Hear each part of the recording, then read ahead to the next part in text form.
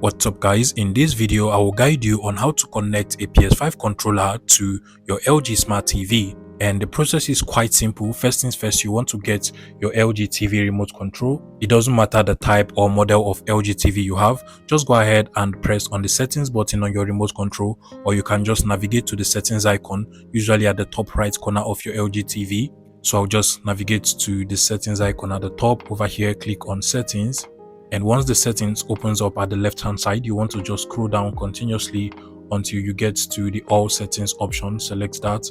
Now scroll down to general, select that, and then navigate to the right hand side. Scroll down again until you get to devices option over here. Go ahead and select that.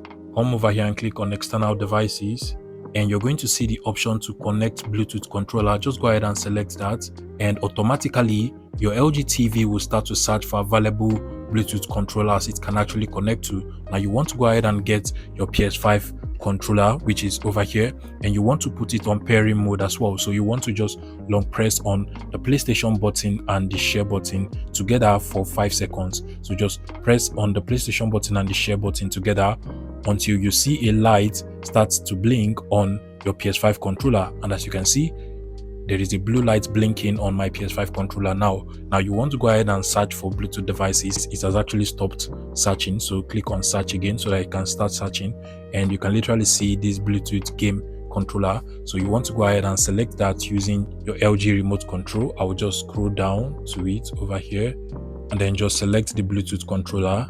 Give it some few seconds and automatically it should connect and pair with your PS5 DualSense controller.